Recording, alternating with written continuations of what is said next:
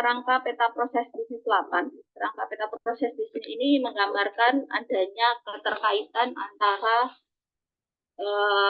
proses, subproses, lintas fungsi, dan relasi, di mana dikenal dengan pemetaan bisnis proses 3 dimensi yang saya sebutkan tadi. Di mana di yang pertama itu, yang peta lintas fungsi itu, DFM itu sebenarnya disebut dengan dimensi yang ketiga, yang menggambarkan hubungan keterkaitan antara pelaku dalam satu proses dengan aktivitas yang menjadi peran masing-masing pelaku. Karena di situ yang beririsan adalah rangkaian aktivitas dan unit kerjanya.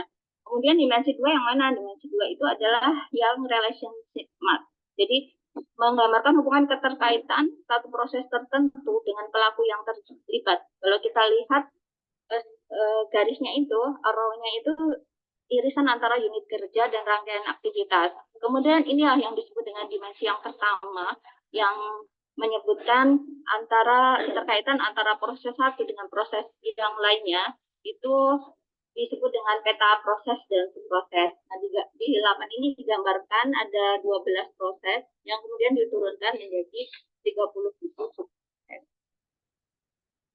Ini adalah hasil BIMTEK dan FGD peta proses bisnis di tahun 2019 sampai 2021. Ada 12 peta proses, 4 proses di proses utama, 3 proses di proses pendukung, dan 5 proses di sumber daya. Jadi tadi sudah disebutkan oleh Mbak Sofi apa perbedaan antara peta proses utama, pendukung, dan proses lainnya. Jadi saya nggak singgung lagi ke situ. Ini lebih ke sisi aplikasi ketika teori yang disampaikan terkait cermin 4 tadi diaplikasikan ke dalam peta proses bisnisnya 8 gitu. Kemudian di sini digambarkan ada 37 peta subproses, 1 peta relasi, dan 79 peta lintas fungsi. Oh, ini yang kayak benang kusut. Ini yang manual organisasi ya. Ini nanti penggambaran akhir nih dari peta proses bisnisnya. Inilah yang menjadi kelengkapan nanti peta proses bisnis. Walaupun kalau kita pelajari di literatur, sebenarnya puncaknya dari peta proses bisnis ini adalah peta lintas fungsi. Jadi sebenarnya kalau sudah dibuat peta lintas fungsi itu selesailah peta proses bisnisnya, tapi tidak lengkap tanpa manual organisasi ini. Jadi inilah gambar yang menggambarkan keseluruhan peta proses yang ada di 8 yang mencakup keseluruhan prosesnya. Nah, ini adalah peta relasi. Jadi peta relasi itu menggambarkan unit kerja atau pihak yang terlibat dalam setiap proses. Yang ininya nanti fungsinya apa sih? Kenapa harus disusun? Bahkan nanti juga sudah terlihat di CFM-nya. Justru dengan peta relasi inilah nanti akan memudahkan penyusunan CFM-nya. Karena misalnya nih, ada satu kotak proses yang hanya melibatkan satu satker atau unit, maka dapat dipastikan proses tersebut tidak valid menjadi suatu proses, sehingga perlu digabung dengan proses lainnya. Ini adalah peta subproses 8 yang tadi disebutkan.